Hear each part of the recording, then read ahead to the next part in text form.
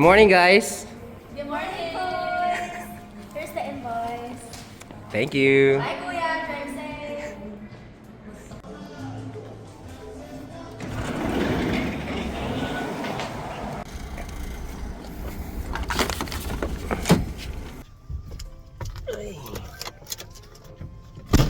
What's up, everyone? Nakita-kita ulit tayo dito sa channel natin.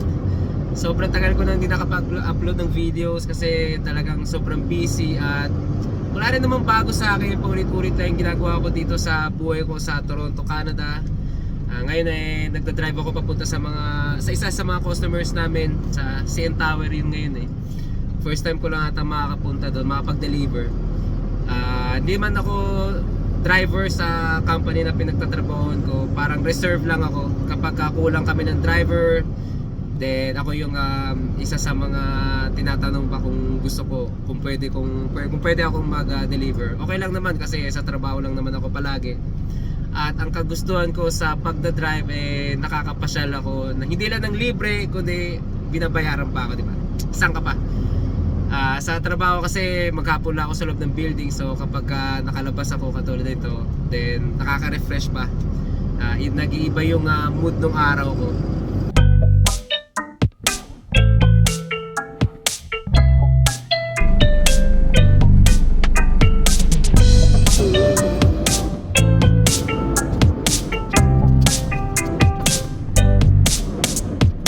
Hindi ko alam bakit nakasarado tong pinto na to. Usually nakabukas lang to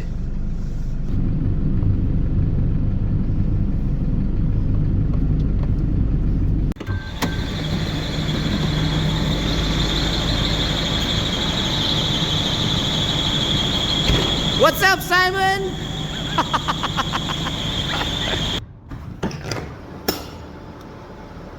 Nakita ko yung kasama ko sa work, isa sa mga drivers namin.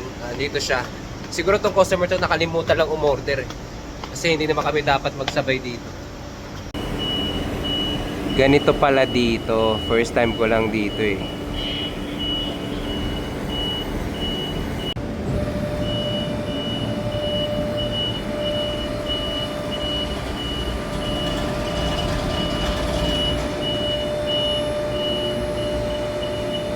Thanks, man! Alright! Uwi na tayo sa bahay ko.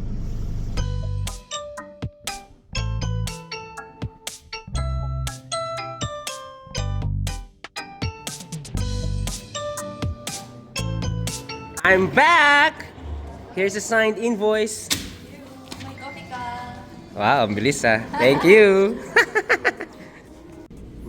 George, thanks for the bread.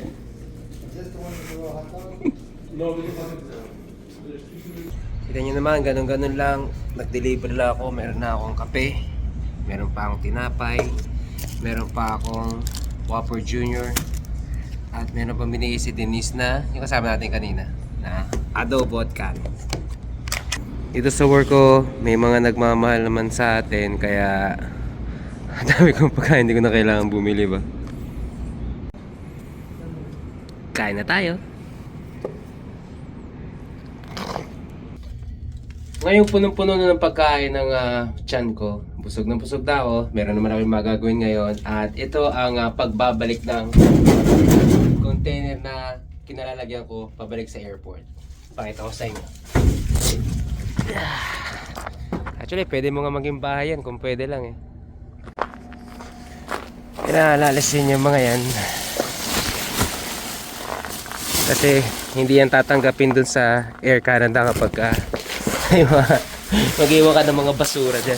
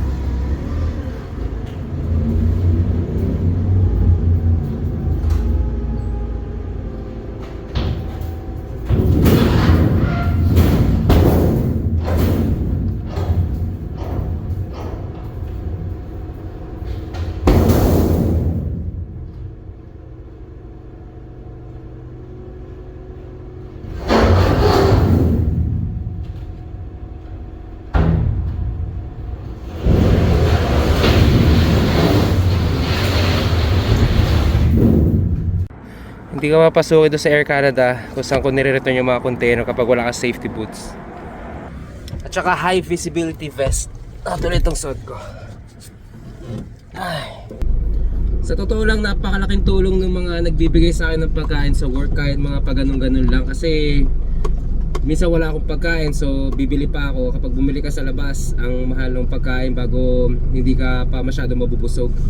Kaya salamat sa inyo sa mga ka-work ko na nagbibigay sa akin ng pagkain. Kaysa itapon nila, di ba? Ibibigay na lang nila sa akin. Napakalaking tulong sa akin. Dito sa Toronto, Canada, napakamahal na ng lahat. Lahat ng mga nakatira dito, alam yan, nararamdaman nila yung pagtaas ng presyo. So pero hanggang sa February 15th, walang tax yung mga groceries, alam ko yung mga pagkain. Kahit na tsokolate kapag bumili ka sa hindi ko alam po ano yung mga walang tax, pero malaking tulong din yun. Pero hanggang February 15th lang yun. Then after nun, may mga tax na naman ang mga bilihin. Teka nga. Pero kahit na walang tax ngayon, mahal pa rin talaga. Kaya dapat talaga magtipid ka, mag-ingat ka sa paggastos mo. Kundi hindi lang sa wala kang may ipon, magkukulang ka pa. So dito, kahit saan naman, di ba, 40 hours yung work mo sa isang linggo. Pero dito sa Toronto, para sa akin, kung 40 hours na yung trabaho mo, bago hindi naman kataasan yung rate mo, magkukulang ka talaga. Magkukulang ka talaga sa tingin ko. Kaya iba, merong part-time. Ngayon, para doon sa iba na talagang sobrang liit nung, siguro minimum wage lang sila, yung iba, 3 pa yung trabaho nila. Isipin mo, sa isang araw, 3 yung trabaho mo. Although hindi mas siguro araw-araw iba nilang part-time, pero sa isang linggo meron silang 3 iba't ibang trabaho. Pero nahihirapan pa rin sila sa buhay, di ba? Kaya hindi porke nandito sa Canada madali na yung buhay mo.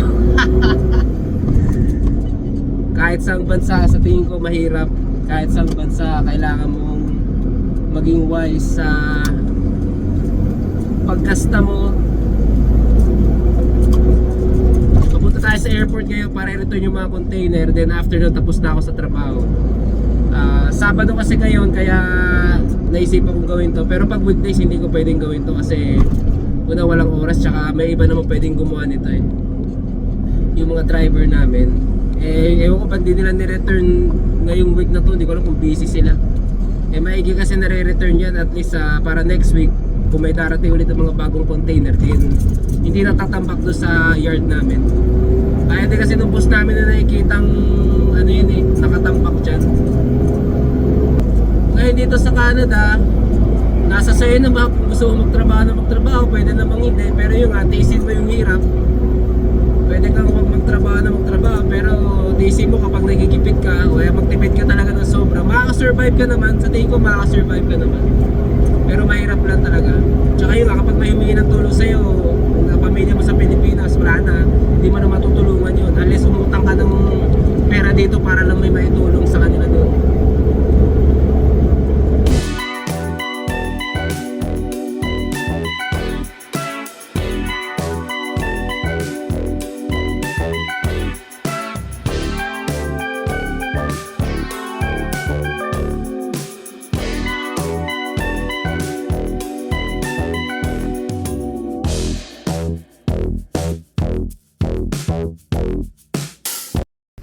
Alright, nandito na tayo.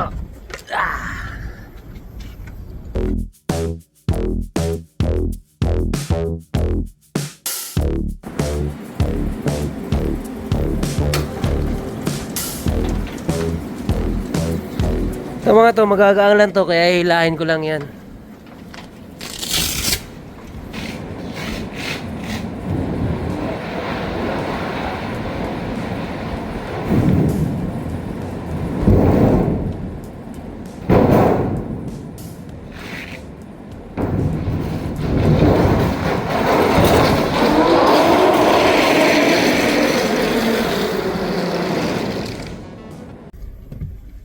Ganun lang guys, dinarap ko na to ngayon, babalik na ako sa work, then tapos na yung araw ko.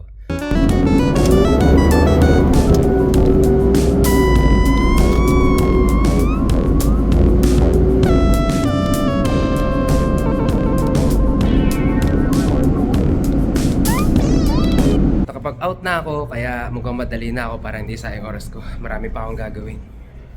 Sobrang gulo ng bahay ko dahil nakita niyo naman muusok pa. Lamig kasi ano ba ngayon? -8 degrees Celsius. Usually gat na oras 6:10 ng gabi, pwede pa akong maglaba pero gugutom na ako kaya uwi na ako ngayon kay Coach Mark. Doon ako nag-i-stay kapag Sabado, minsan doon ako natutulog sa kanya. Pero papahinga na ako at hindi ko pa nalilinis to kasi nga malamig. Nakakatamad maglinis talaga kapag malamig, kaya lilinisin ko na to sa susunod kapag nakapaglagay ako ng heater dito bago i-connect ko sa saksakan doon kay Coach Mark. So biyahe muna tayo at kakain tayo mamaya kasi gutom na talaga ako.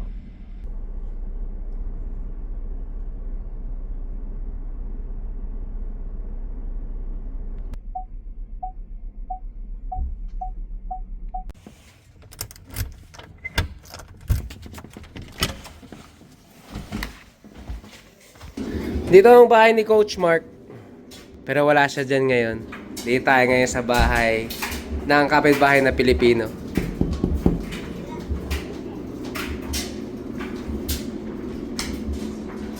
Hello! Ito pala ang mga kapitbahay ni Coach Mark. Coach Mark! Alam nyo ba bakit Coach Mark? Kasi siya yung nagtuturo sa akin ng mga kademonyo. Ito naman si Ino, ito yung family niya, si Angeli yan. Hello! Meron silang get together ngayon. Ano bang meron? Birthday! Birthday, binyag. Hey, baby! Birthday mo? Happy birthday! Hindi nakakintindi niya ng... Ayoko. Libre ng pagkain na naman guys, papaitan. Yum. Ako mag-iisip, ako mag-inventory. Hey, my Hey, love. my love! You should pay my love! It's the picture of 1,000 sunsets. It's the freedom of 1,000 doves. Baby, you should pay my love. Ay, wala na. Kagabi nakatulog na lang ako. Bigla. Sobrang pagod na kasi. Haba na ng araw ko. Hindi ko na napakilala sa inyo si Naino. Pero yung mag-asawa na yun, isa sa kanila estudyante. Kaya interesting din yung paano sila nakapunta dito. Si Coach Mark, kising na rin. Shoutout pala kay Ninja Time 34 times S. Lagi siyang nanonood kahit na hindi na ako nakakapag-upload ng video. So thank you sa patuloy na pagsuporta, Daiji. Ngayon mag-ayos na ako. At isang panibago araw na naman. Salamat sa lahat mga kababayan.